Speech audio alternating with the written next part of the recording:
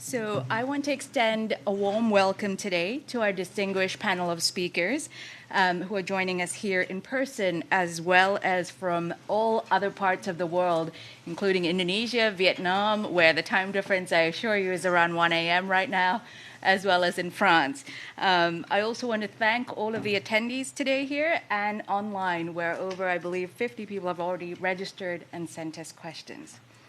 The format of today's session, which is Architecting Financing for the Energy Transition in Asia and the Pacific, Lessons from Indonesia and Vietnam's JETPs, will begin with an opening presentation from our ESCAP Director of the Macroeconomic Policy and Financing Division, Mr. Hamza Malik, followed by opening remarks from His Excellency Mr. Amanatha C. Nasser, the Permanent Representative of Indonesia to the United Nations, followed by His Excellency Mr. Dang Hoang Kiang, Permanent Representative of Vietnam to the United Nations, and then to our panel. So I welcome Director Malik to begin with our presentation. Thank you, Supa. Thank you very much. Good afternoon, everyone. Once again, warm welcome to our event. I won't take too much time in the interest of time. I want to get to the panelists soon, but let me share a few slides just to some context-setting information, essentially. I'm sure all of you are engaged or interested in this topic are already aware of. Okay, next slide, please. So my head is It's blocking the halfway. Okay. Sure.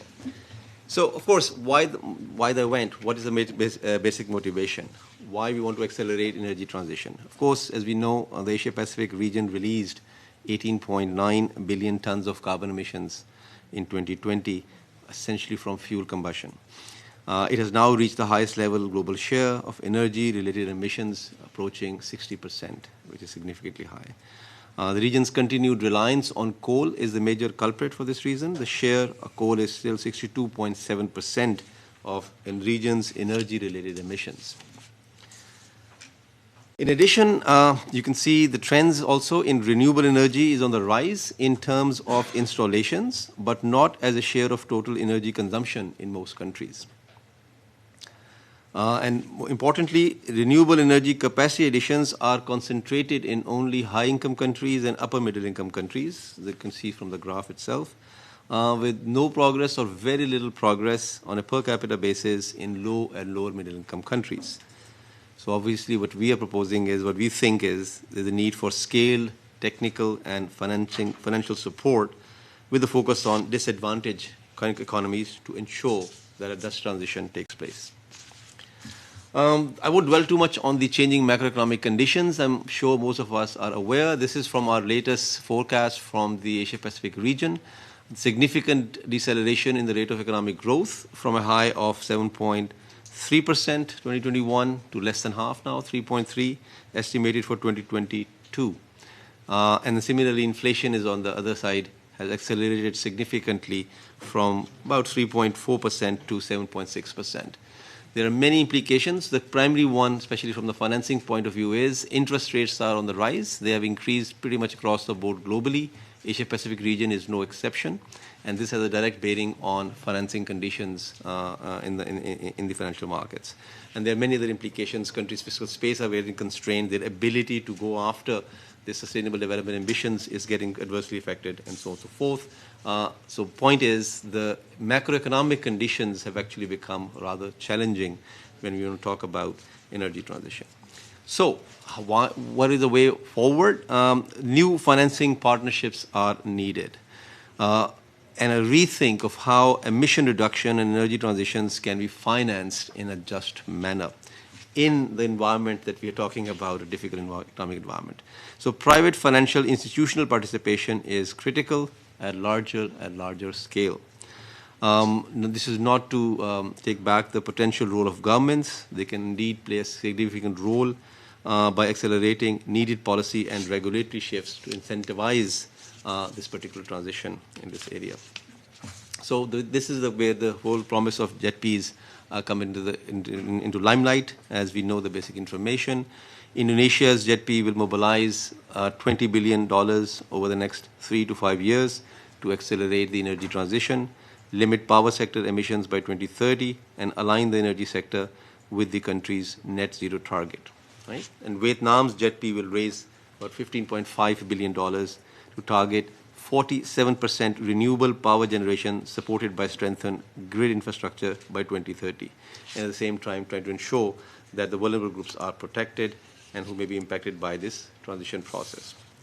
So that's the basic information and context, and then I'll leave you with some issues we hope they'll be elaborated, discussed in much more detail by the panelists. For instance, opportunities that the Indonesia and Vietnam JETPs present for other countries in the region. As a regional commission, we would love to engage with Asia-Pacific countries and take this in those countries as well, if there are interests. Assessment of financial requirements, including domestic public financing and development of private financing strategies for a JETP. This is a critical element of the entire exercise. Role of wider policy and regulatory improvements in attracting more financing, including enhancing fiscal space, another key word that is being highlighted again and again, through tax and budget reforms as well as regulatory improvements. And lessons learned by member states, banks, and donors in how to architect such multi-stakeholder financing plans with joint commitments. And views from private banks and investors on committing to energy transition projects in other countries in Asia and the Pacific. So thank you very much for your attention. I look forward to stimulating and engaging discussion and learn from the specialists and experts in this area. Thank you. Thank you, Dr. Malik. I now invite His Excellency Mr. Amarnatha C. Nasser to provide us with some opening remarks. Good afternoon. Let me firstly apologize, colleagues, for coming late. I had an urgent phone call to take. Let me just firstly thank ESCAP for today's discussion, for arranging our discussion today. I'm happy to be here to be part of the discussion with the very distinguished panelists. They will no doubt shed light on the many important elements on the issue of JETP. Colleagues, as an archipelagic nation, Indonesia is very susceptible to the impact of climate change. Fighting climate change has thus been one of the top priority of Indonesia. Green growth, renewables, and energy transition are an integral part of our sustainable growth and development strategy. Our energy transition roadmap aims to having 23% of renewable as our energy mix by 2025. We are also aiming for the retirement of coal power plants by 2050. And if you think that this is an easy goal, an easy target, think twice, because we are the third largest producer of coal. So that is, it has a very economic prominence in Indonesia. So that's a big commitment for us. And our goal, of course, as you know from our NCD, is our target is to have a net zero by 2060. In fact, if we are receiving good partnership and support, we may be able to do that sooner.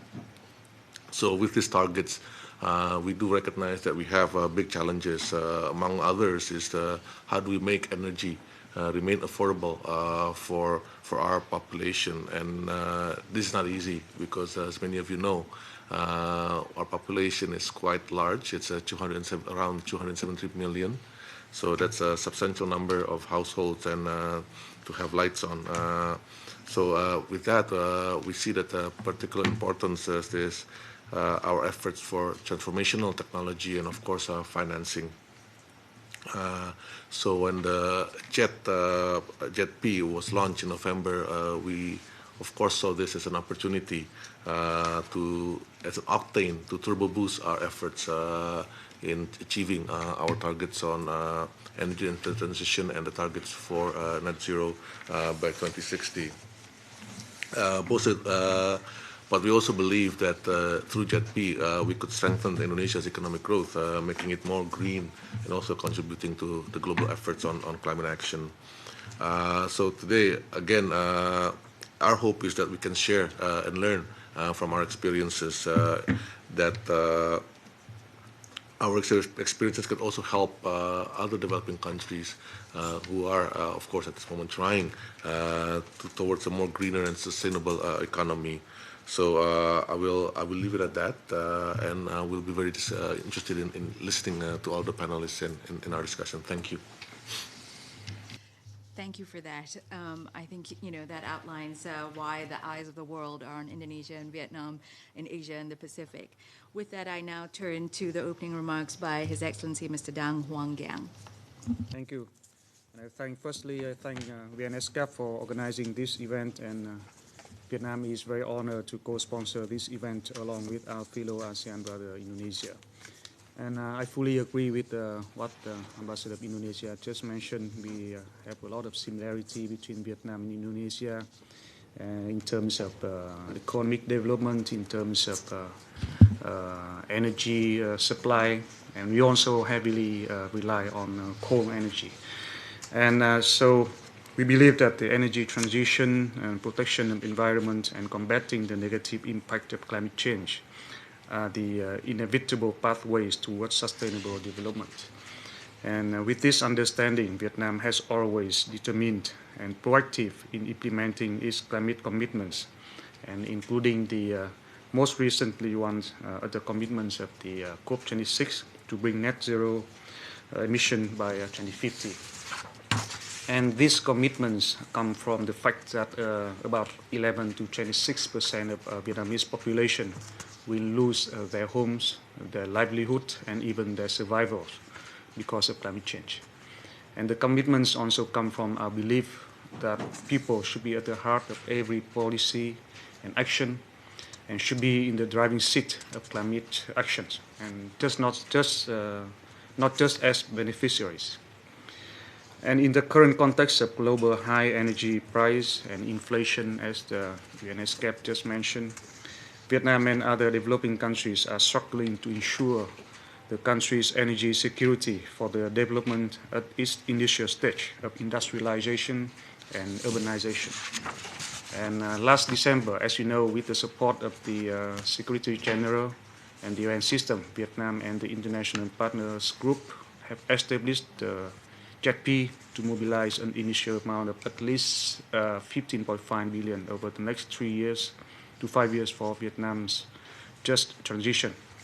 And we believe that it is an initial deliverable, but challenges are still ahead, and a lot of challenges we are facing now.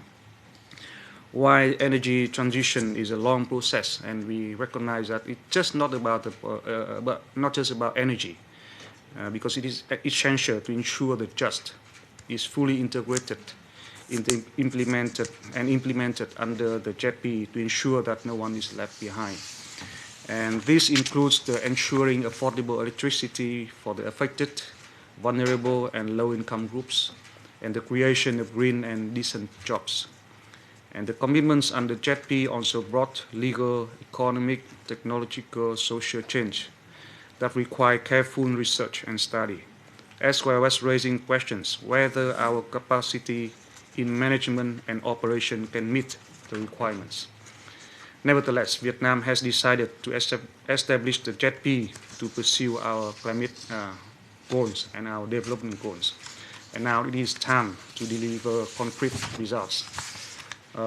With that in mind, on our part, Vietnam is committed to take ownership of the JETP and are taking necessary steps to legalize the JETP political declaration, setting up the JETP secretariat, preparing the resources mobilization plan, I think by the end of this year, the participation of the whole political and government systems, as well as the engagement of all other stakeholders will be the key in this process. And international support is vital to complement our domestic efforts. According to the UNDP, the development of renewable energy sources requires a massive effort that could absorb as much as 60 billion per year by 2050, or in total 300 billion until 2030 or 600 billion until 2050. So we count on the International Partners Group and other partners to fulfill their commitments and provide the resources, including grants, concessional public finance, technology transfer in a clear and transparent manner, so that the JETP countries, such as South Africa, Indonesia, or Vietnam, and many others in the future, can plan and make informed decisions in our climate action. And in this regard, I just want to focus on a little bit further on the grant finance, We believe that the grant finance is essential for capacity building, introducing progressive policies, research and development in essential assessment to unlock the potentials of renewable energy. And Vietnam is making every effort to respond to climate change and foster sustainable economic development to ensure an even better life for our people while contributing responsibly alongside with international community. And I look forward to advancing a cooperation with IPG members in the implementation of the JETP through concrete actions, supports, and investments in programs and projects to contribute to sustainable development in Vietnam. And we do hope that Vietnam would become a successful story together with Indonesia, so that many other JETP can be established and support developing countries in their energy transition and climate action. Thank you for your attention. Thank you very much, Your Excellency.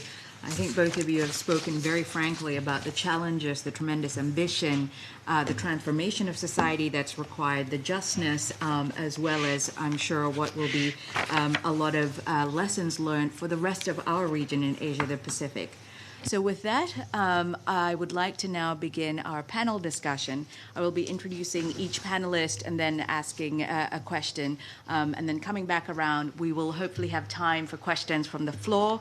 I know many questions have already been submitted online. So with that, let me start first with our distinguished panelist, Dr. Gigi Udi Atmo, online, who is the Director of Energy Conservation from the Directorate General of New Renewable Energy and Energy Conservation, the Ministry of Energy and Mineral Resources in Indonesia. He's also accompanied by Deputy Director Quattro Ramanathy. So let us begin with Indonesia. Part of the goal of the JETP is to peak power emissions by 2030, 7 years ahead of the previous schedule, to reach net zero emissions in the power sector by 2030, which is essentially 10 years ahead of the schedule. What are your priorities in terms of financing this shift? And could you, maybe give us some lessons on the process by which the government of Indonesia is setting these priorities, given the huge scale of this challenge? Dr. Gigi, over to you. All right. Thank you very much. Thank you very much for the opportunity to speak at this very important conference. The Excellency Ambassador of Permanent Resident to the United Nations, Mr. Amanata Nasir, and also all colleagues and participants today. In terms of time, so this is very early in the morning in Indonesia, but very happy to join this conference. So come back to the question. Yeah. I'm here I'm together with my colleague, Mr. Quattro, because both of us also participate in this process with the JETP. Up until it was launched, the Secretariat was launched on the 16th of February last month, and we are working towards to complete the comprehensive investment plan 6 months afterward, which is due in August this year. I'll come back to that particular questions and how we can set up priority to accelerate the transition process in Indonesia. That's in particularly in the power sectors that you try with the JETP support. We're trying to pick our carbon emission from the power sector by 2030. That's meaning that there are efforts need to be taken to reduce the emission from the supply side, which we are talking about coal power plants. If we estimated our installed capacity by 2030, we will have around 65 gigawatt of coal power plant. As such, if we need to find ways to reduce the emission, then we need to reduce the supply of power from coal-fired power plants. So the strategy is how we can define a priority to the early retire of those such coal fleets assets.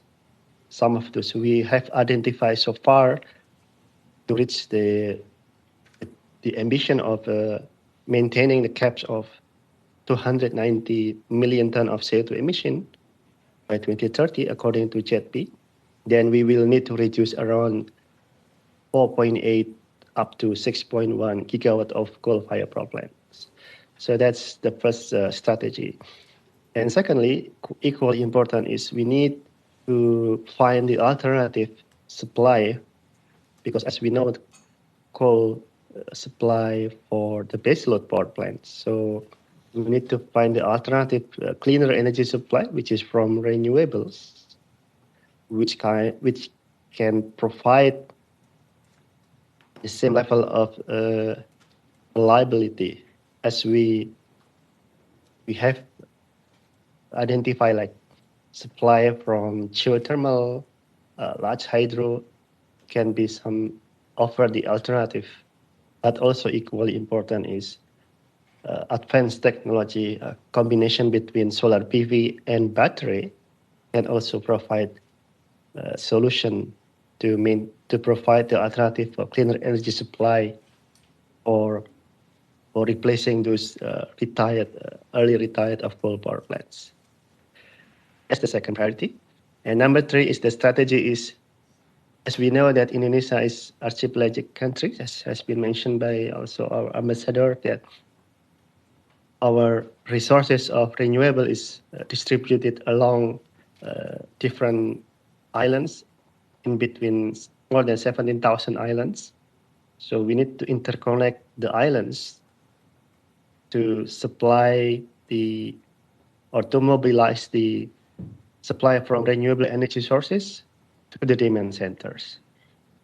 So connectivity through integrated transmission line is the next strategy that we need to find that investment strategy, in particular through JETP, that can mobilize our energy sources from renewable energy location to the demand centers. How we can achieve that, that's very important. So I think also the ambassador from Vietnam also mentioned we need to find a concrete actions. As we understand that $20 billion of investment from JETP is quite large number of investment, but it will not be sufficient enough to meet the emission target, to accelerate the early or accelerate our net zero emission target to from 2060 become earlier in 2050. So we need to find strategy how can we allocate the financing of that investment to some specific projects. For example, we can direct such investment in for example in Kalimantan, whereby we have some indicative hydro projects which can be utilized to meet the development of industrial centers, what we call it a green industrial center in that locations. So by doing so, we can attract investment from international as well to supply electricity and also to create demand on green industrial demand. So that's what we're trying to do in optimizing the availability of fund or finance from JETP. With that, I would like to stop. Thank you. Thank you very much, Dr. Atmo. And I think you've brought up some very unique challenges that Indonesia faces, as well as some common challenges with our next panelist from Vietnam. So let me introduce Mr. Luong Quang Huy, Head of the Division of Greenhouse Gas Emission Reduction and Ozone Layer Protection from the Department of Climate Change, the Ministry of Natural Resources and Environment from Vietnam. So Huy, many of the same challenges and a similar question to you. Part of Vietnam's goal is already to peak emissions by 2035. Your intention is to bring that date forward to 2030, enabled by strong support in terms of technology and finance. For Vietnam, we understand that the goal for financing is to also support renewable energy to improve energy efficiency and transition away from coal, and that your resource mobilization plan is of course, being drawn up. As you are in the middle of this process, maybe you could also talk about your strategy, your path forward to meet the NDCs, and how you see this happening. Over to you. Thank you very much, Siba, and Excellencies and Ambassador and ladies and gentlemen. First of all, thank you very much for having me here. And I take it that your questions, actually the two parts question there. First of all, allow me to share our roadmap and strategy toward net zero. And probably about this time last year that we in the process of developing our national climate change strategy, which actually issued by July 2022. And later last year, by this November as well, we submitted our updated NDC towards the 2030, and part of that NDC it actually already stated in our climate change strategy, and both of those very important documents actually stated our roadmap towards the net zero to 2050, because we are well prepared for what we already committed at COP26 in 2021. And of course, that energy is the most important sector that we need to have the transition process to clean energy. First of all, as you similar to many other countries, that the renewable energy is the most important sector. And currently that we are at about 22% of our energy mix is from renewable energy. And we're trying to get that to about 30% or even more than that by 2030 to achieve our NDC goals, and probably even higher with the JETP contribution, and as we already committed in our political declaration. So, of course, that there's a lot of challenges there as well, but we believe that with the support from JETPs, and we consider, of course, the $15.5 billion is a lot of investment, but still, similar to Indonesia, is only a part of what we need from now to 2030 and even to 2050. Is a lot more investment needed, as our Ambassador Zhang already stated as well. But it would be a very good trigger for energy transition in Vietnam, and starting with renewable energy the expansion in Vietnam, and we know that we have the potential to do it, and we know we have the opportunity to do it now with the process and support from different countries, especially the IPC and ZFANs. And another point is that within the process now, that the IMP is highly important because it will act as an example or an opportunity for the private sector to look at and to start their resource mobilization from different resources, and especially from private funding for that. It's not only relying on JETP. So that what we look forward to work with IPCs and other countries for our work to make that transition successful in the next few years as the first trigger for the long but long process of energy transition in Vietnam. So I hope that addressed your questions now. Thank you. Thank you very much, Hui. And yes, I think that, you brought up a very important point, that it is part of a longer transition, echoed by our colleagues from Indonesia as well. So now let me turn to members of our international partner group, and let me start with Mr. Vinay Chawla, who is from the Office of the Special Presidential Envoy for Climate, John Kerry, the State Department, and from the U.S. The United States, as a member of the IPG, has been a co-lead of the Indonesia JETP together with the rest of the IPG, and of course is participating in the Vietnam JETP as well.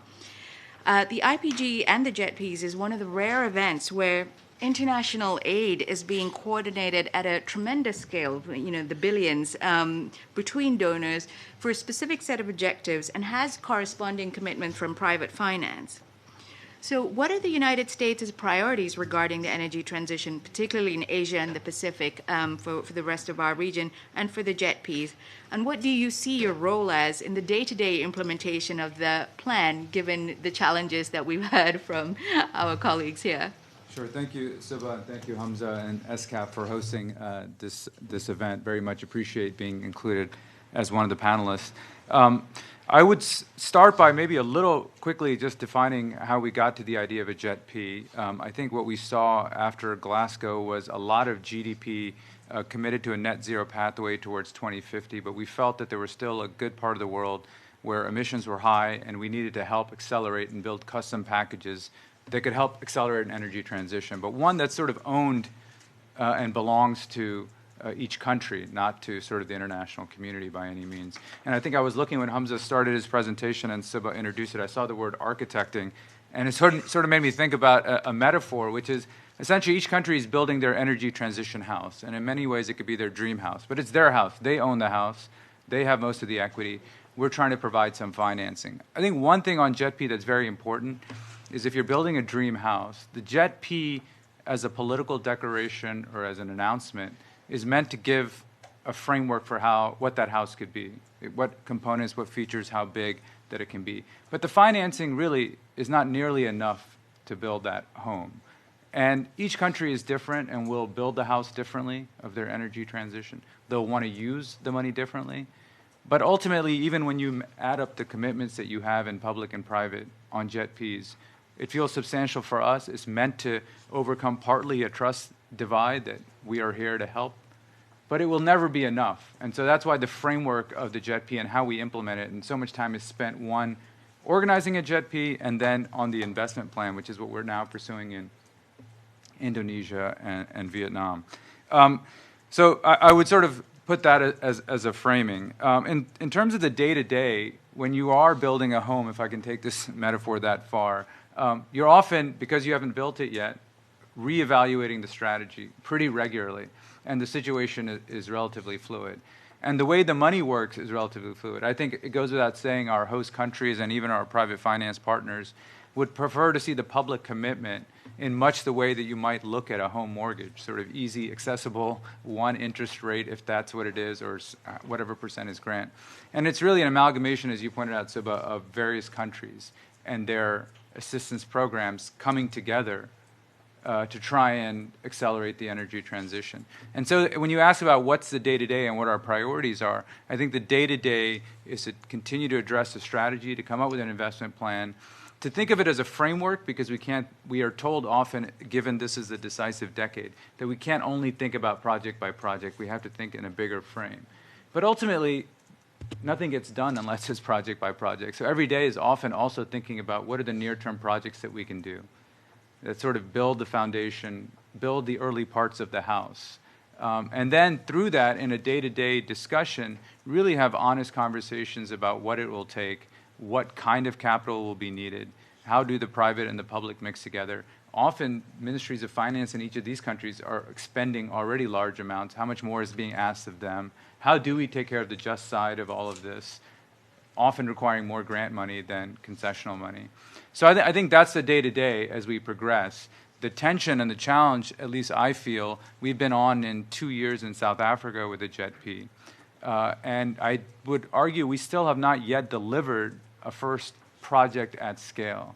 And what we can afford, and what I fear as one of the supporters, is to fail Vietnam or fail Indonesia and not deliver projects relatively in a quick manner, while building towards this sort of bigger dream house. So I'll stop there and turn it over to other panelists.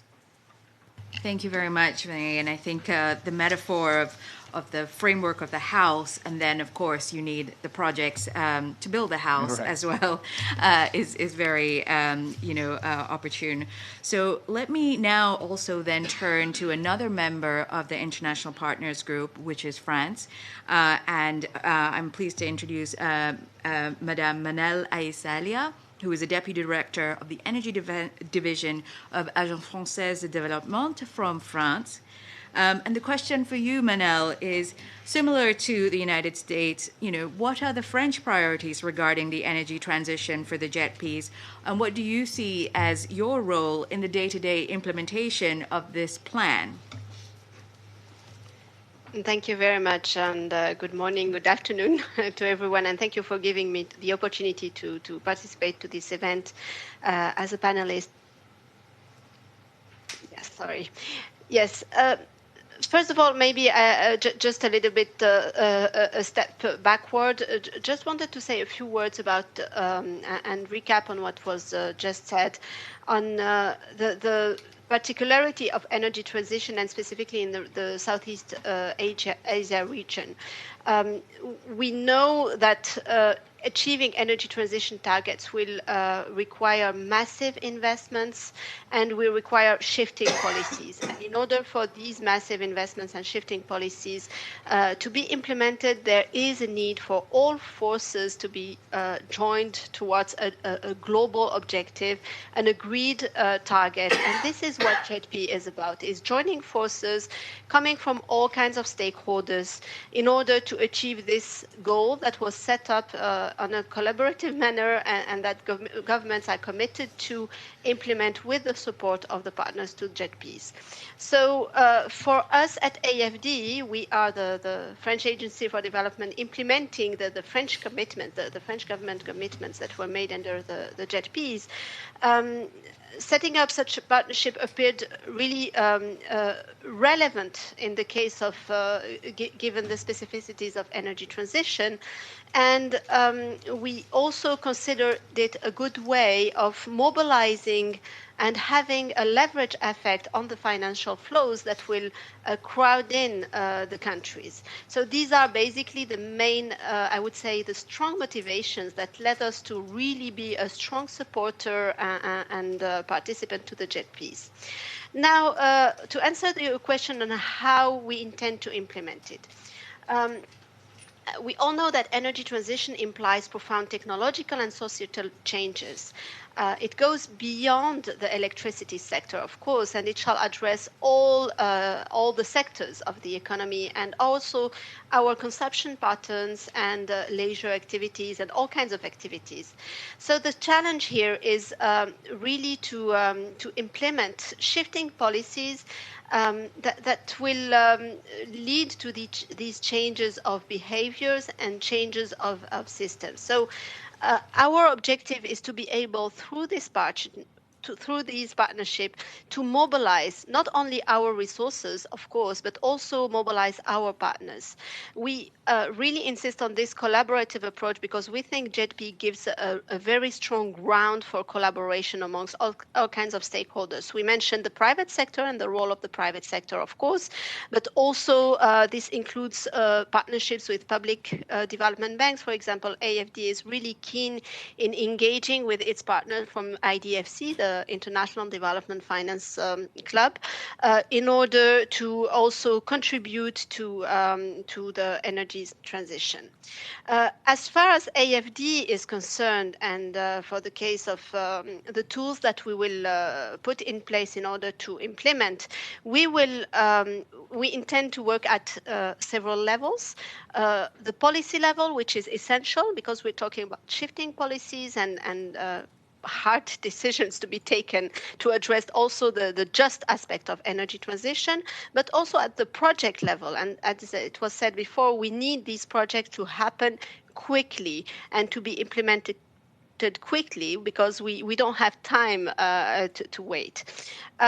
So the implementation of our financing will cover all the pillars of our strategy, providing decarbonized energy systems, supporting investments in grid reinforcement, in implementing renewable energy projects, but also supporting the setting up of an informed policy dialogue through targeted technical assistance. We mentioned that grants will be needed, of course, also for technical assistance, but also through policy loans and mobilization of our partners. We will support and contribute to establishing such informed policy dialogue. We hope it will lead to the design of and implementation of shifting energy transition policies and also investments, addressing also the key bottlenecks for these investments to happen at scale.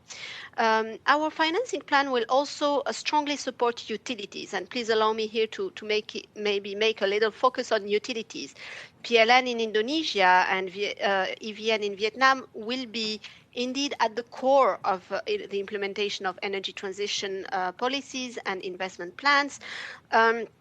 they will be key implementers of these policies. So AFD will provide financings to support the implementation of the investment plans, and therefore creating enabling conditions for further investments to crowd in from the private sector. And of course, support to utilities will translate into financing renewable energy projects, especially in contexts where investments at scale are not yet there. But AFD will allocate a significant part of its contribution and will really focus on grid reinforcement, because we all know here that grid is a true bottleneck for further integration of renewable energy, variable renewable energy at scale. So, we try to be pragmatic and really to start from today to work on having these financial flows go in actual projects, supporting policies, but at the same time having this informed and collaborative policy dialogue in order to help design these shifting futures, and at the same time try to mobilize our partners from all parts. I forgot to mention the ETP, Experience Energy Transition Partnership, which is a partnership between donors, governments, and philanthropies, to which AFD is a contributor. This is just an illustration of how we see these collaborative approaches work, and we think JETP is really a way forward to put all these forces together in order to implement these shifting policies. Thank you. Thank you very much, Manel. And I think, as you were saying, a lot of this rests with the utilities. It rests with also projects, the need to develop projects quickly. And we all know that projects don't get developed quickly. So with that, let me turn to our panelists from the private financial institution. One of the exciting things about the JETPs is the Glasgow Financial Alliance for Net Zero and the private financial institutions that have committed to participate in this. I'm pleased to have Ms. Karen Fung, who is the Managing Director and the Global Head of Sustainable Finance from the Bank of America here in New York. So Bank of America has made a commitment itself as a bank to achieve net zero GHG emissions across your financing activities, operations, and supply chain before 2050. But you've also set 2030 targets in 3 key sectors, which includes energy and power generation, as well as auto manufacturing. So could you explain your motivations to participate in these 2 international JETPs that are on the other side of the globe, and your role in the JETPs? His Excellencies and ladies and gentlemen, thank you for giving me the opportunity to represent this massive private sector universe that we're talking about, and often referred to as one entity, but obviously it's the amalgamation of different types of institutions. It is banks that we represent, it's insurance companies, it's pension funds, it's asset managers, asset owners. So collectively, I think the responsibility to join in efforts like JETP to deliver the trillions of dollars that's still taking shape, evolving, but really necessary for the entire globe to reach net zero by 2050. It is a responsibility. It is also what our clients, it's whether it's the government, it's the agencies, obviously you've heard a lot of remarks around that, but also our multinational corporate clients that's operating in many, many countries. I'm proud to say Bank of America is not just an American bank. We obviously are a global bank. We operate in Indonesia and Vietnam, obviously many, many other JETP countries. We have huge presence. We have employees. We have clients on the ground. So for us, this is also something that touches on our operations and our client-centric model in terms of if the clients are declaring net zero, you heard 2 countries, and obviously all the companies that's operating around the world, we have a responsibility to support that transition with the most effective way to finance that transition. So a couple of things, I mean, that's one of the reasons why we're involved. And we also believe that, I think something that was touched upon earlier is very important to repeat, which is $20 billion, $15.5 billion may sound like a lot of money. It's a drop in the bucket compared to what it's actually required. So the role of the JETP, in my mind, as a private sector leader, I mean, my job is I run sustainable finance for a $3.5 trillion balance sheet bank. We have, by the way, a $1.5 trillion sustainable finance commitment by 2030. In 2 years, we've done $410 billion, but 20% of that is emerging markets. We should do more. right? But a lot of the financing we have done in emerging markets are with the governments, with the agencies, supporting capital issuance in those countries so they can deploy. But we also have the responsibility to look at projects, whether it's a managed coal plant phase out, whether it's renewables, hydros, geothermals, EV. We are project finance experts, and I think one of the catalytic effect that a JETP should produce for the world is this template, is how do you find cost-effective financing to make these financing more status quo for tomorrow. And that is what I think the private sector can bring to the table. It's not just, half the pot of the money, but it's also really kind of expertise from a technical assistance, project building, right? When we look through a project, we're looking at what investors are looking for. Every investor type is heavily regulated, right? A bank obviously has Basel and many other regulations. Insurance companies have solvency. Clearly, they all have their stakeholders. Banks cannot lose money for depositors, as we have witnessed recently in recent turmoil in banking sector. The stakeholders of insurance companies are the insureds. The stakeholders are for the pension funds or the pensioners. Clearly, everyone is doing this because it's the right thing to do, but we have to find effective risk mitigants for these projects, whether it's project risk, engineering risk, credit risk, currency risk, political risk. We do have to find effective risk mitigants, which is why a JETP is so necessary, because you are not going to be able to find any public sector funding or just take that on, because that will be some money for that, but it won't be the tens and hopefully hundreds of billions of dollars that we all collectively look to find. So it is that private sector perspective of what international capital markets, which does have hundreds of trillions of dollars invested everywhere else in bonds and stocks, what are they looking for? When we're looking at a wind and solar project, Bank of America is the #1 renewable energy financing provider in the United States. We finance 17% of the U.S. renewable build-out. So we have one or two things to say about what the power purchase agreement should look like. What are the covenants? What covenants are standard? How should you think about the fact that if the wind doesn't blow and the sun doesn't shine, where do you deliver the shortage from? So those are things I think are practical know-hows on the ground that we can come in and say, this is bankable, this is not bankable, here where we think the cost is, but with AFD, with DFC, with IFC, with Asian Development Bank, if we have more effective de-risking, here's how the cost is going to come down by several hundred basis points. Those are the analytical expertise I think private sector can really come in and drive those dialogue, those discussions. Couldn't agree with Manel and Vinay more. Proof is in the pudding. The faster we can deliver transactionable templates, the faster we can actually develop a co-plan with PLN as a sponsor, for example, in Indonesia. How do we transition that co-plant to, potentially hydrogen-based power plant, potentially biomass, what have you, combination, right? How do we develop the base load that the other panelists talked about to get geothermal, hydro, solar PV? The answer is not one single silver bullet. It's often a combination of solutions. If we can have a old asset being swapped into newer assets with lower emissions, and meanwhile not disrupting the financial structure, right? There are templates and ways to potentially do this. That's essentially satisfies the objectives of multiple stakeholders around the table. And I do think the last thing I would say is the technical assistance is very key. So you think about what obviously the United States announced last week with the Millennium Challenge Corporation in terms of thinking about capacity building, technical assistance. By the way, every single project, one example, how do you transform a coal plant into a hydrogen-powered power plant? That feasibility study needs money to get done. Right? So we need to get more of these feasibility study. How much does it cost? How long does it take? What is the CapEx? What is the OpEx? I think those studies are really important for the private sector to come in with a tangible plan to say, option A is this, option B is that. And I think this is how we can work with the public sector, with the IPGs, to derive more transactionable examples. And hopefully we'll see some progress before COP28.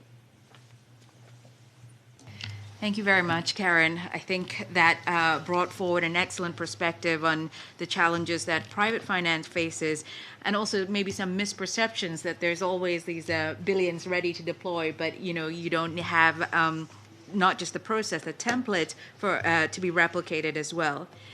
I know that we start a little bit late, and perhaps I will prevail upon everyone to go a few minutes over.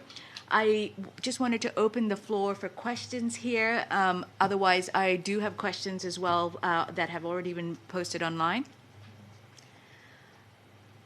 Great. Then I will go to a question for everybody on the panel.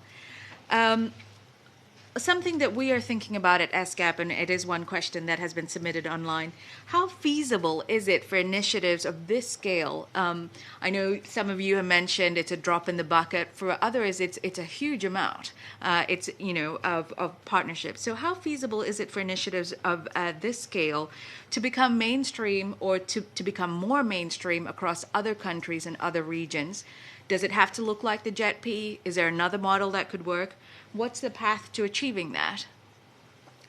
I don't know who would like to go first. Vinay? I would note, I would tee off of something Karen said, which I found a very good sort of phrasing, which is transactional templates. And I think that's the goal here, is how do we help these countries find larger volumes of capital at a lower cost to swap these assets and work towards the house that they want to build, which is lower emission.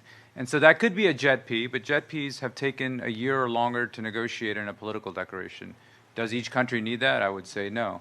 But do they need transactional templates? Yes. So I would say, as a donor group, at least speaking for the United States, thinking of taking on more JETPs when we're focused on implementing is not necessarily our top priority, I don't think. But finding agreements and ways to help countries accelerate, that always remains a top priority. Is there anyone online that would like to respond? Yes, go ahead, Manel. Well, thank you. Thank you very much. I can jump in very quickly just to echo what was just said. I think, of course, we at AFD, we would listen to our partners' needs and to our client countries' needs. And this is what we do on our day-to-day job. And beyond JETPs, this is what we do. I think the value that brings JETP is to put everybody around the table, to focus on one well-set target, and to join forces to have this multiplier effect on having the flows, the financial flows coming in the countries. But of course, we can replicate this way of collaboration with others in other countries if need be on a case-by-case basis. But it shouldn't be, I would say, an objective per se. And second point is, before thinking of replication, it's really important to show results and to be successful in these experiences. This is why I'm repeating again the need for implementation of actual policies and actual projects. And I think it's too early maybe to draw lessons from the existing JETPs, but definitely key factors for success are commitments, strong commitment from governments in implementing policies and identifying bottlenecks and trying to tackle them, and strong commitments from donors to actually finance and translate the commitments made into projects. So I would focus on existing JETPs and making them successful, and maybe then lessons can be drawn from there and maybe inspire other experiences in the countries. And last point, I think it's really important, and since you're a regional organization, to also work at the regional level and try to, use JETPs as strong foundations for the policy dialogue and experiences to be shared at the regional level. And this is key, especially in Southeast Asia, because some challenges are shared and common, and economies are interconnected. So I think it's important to use this partnership to maybe embark it into a higher level at the regional level. Thank you. Thank you, Manel. I think one more comment from Karen. Yeah, just very quickly. Again, I think the world needs to see proof and needs to see progress. And I think Indonesia and Vietnam are very special. They have their own JETPs. We have to make these two JETPs impactful for the countries, but also obviously make sure that they work for IPG partners, also whoever from the private sector investor group that's coming into the country and bring their capital. So I think, frankly, when we see a lot of proof examples of things that we have done, they all take a long time, and it's always one-off negotiations, right? So we should probably borrow a page from the International Capital Markets Playbook and using a warehouse financing structure, something that's template, right? You have a template, i.e., you have de-risking partners, whether it's AFD or the U.S. Development Finance Corporation. Think about a lot of these energy transition we're talking about here involve large industrial players like GE, like Siemens, right? So there's Export-Import Bank that historically has done a really good job de-risking the private sector as well, given the export-import angle of the turbines or the panels or what have you. So I think we need all the parties around the table to design. If you qualify for these criteria, you get automatically put into this type of project or this type of financing arrangement, instead of doing the deal-by-deal negotiations, which we still see. We recently did a over 230 million euro transaction in Africa for affordable housing development, which obviously is very important for the inclusive transition point. That transaction took over 24 months to structure. It's a lot of money, but it's not in the grand scheme of things, not a lot of money. But you can't have 2 years devoted to one project. We did a water and sanitation transaction in India, took us 18 months to structure. And not to mention the technical assistance phase before that. So I think these are the things that is one of the reasons why you're not seeing dollars flowing faster, is somehow everyone wants to put in their magic touch, and we're not accepting a give and take framework where we really are bringing more velocity to these discussions and negotiations. And we have to say, host country has to give permitting, for example, within certain time frame. We have to remove some red tapes, and then the power purchase agreements all have to look like this. And here is the sort of like pay priority, withholding, currency. So I know I'm getting into a little bit of a weeds, but as someone who's been doing this for many, many years, and who's someone who's looking after a massive budget for a private sector bank, I think the goal is to make this repeatable and make a transactional warehouse template that everyone will perhaps take a little bit, but we can actually all collectively say we can see the similar transaction going to the warehouse with very minimal negotiations.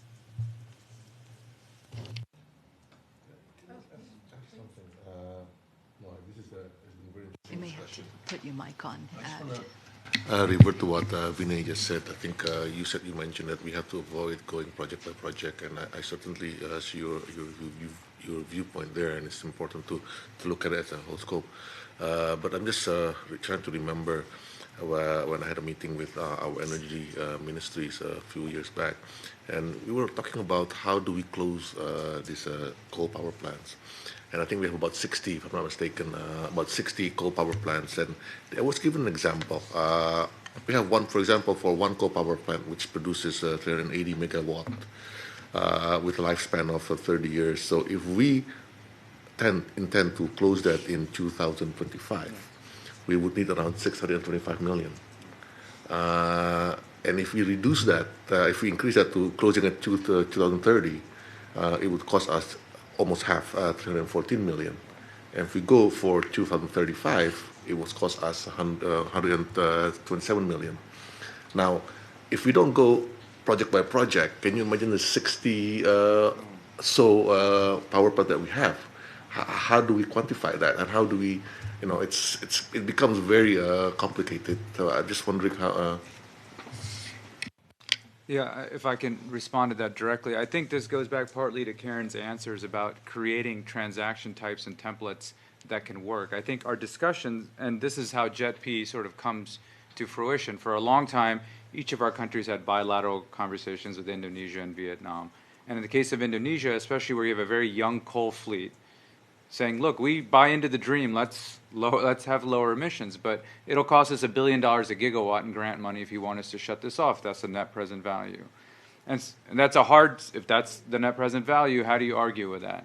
And so then you end up in having a discussion, but if you're able to create a transaction, and one of Karen's colleagues is there who's been discussing this as part of GFANS, and we had a session with Minister LaHood last week in Washington. There are ways that we can find, I think, to finance. So yes, we need to have the framework of a JETP, but on coal decommissioning specifically, there's a little bit of a struggle in Indonesia where there's an oversupply. So if we were to actually use grant money to shut down a coal facility, we may not even see an emissions reduction initially because the capacity would go to another coal facility. So how do we tie it to renewables? How do we use carbon credits? Where do we find sources of capital? And I think that's what a JETP and the discussions that we have on technical, on policy should develop so that we can help finance coal decommissioning while also pushing for and wanting Indonesia to be aggressive about adding variable renewables now rather than in 10 years. And so how do we combine the two? I think there's an opportunity there.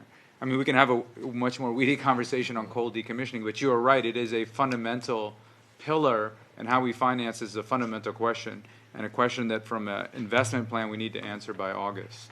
But there are funds being made available for, at the core of JETP for Indonesia is a accelerating coal transition program, which comes with very concessional money, run as a multi-donor trust fund at the World Bank, and makes up $500 million of the $10 billion commitment.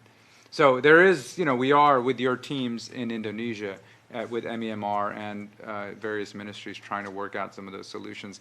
But I would note that it will not, I never want to sort of a false pretense that there will be, or that there is grant money available at the initial scale thought to retire and turn off coal. Some of this takes policy changes, some of this takes innovative financing mechanisms, et cetera. Sorry to be long-winded, but. Maybe I'll just add 30 seconds. I think to Vinay's point, I think the solution, instead of shutting down, having lost future revenues being paid by someone, but that someone definition will be concessionary.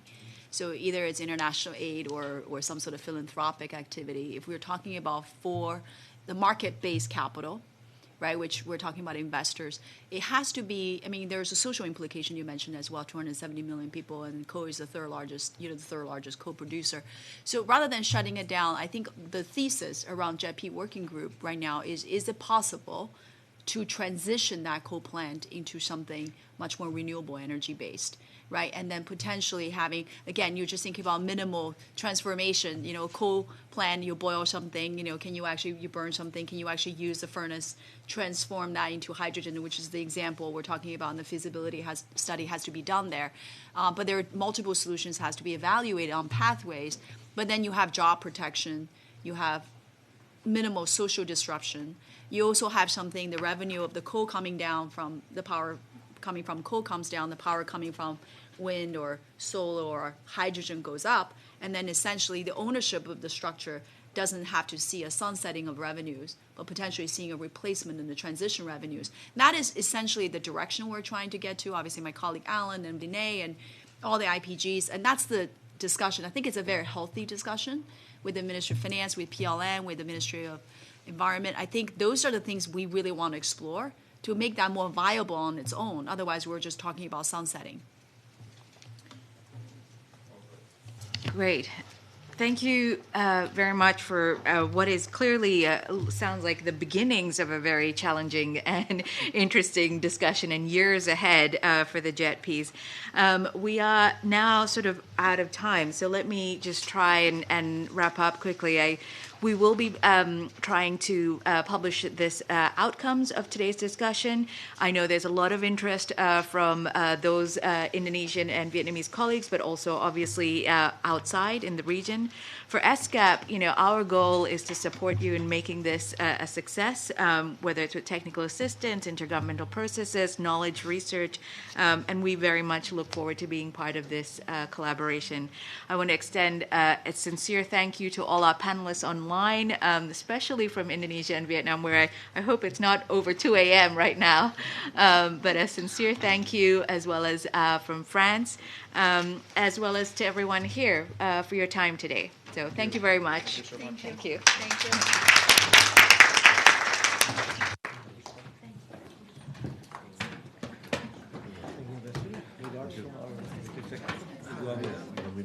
Yes.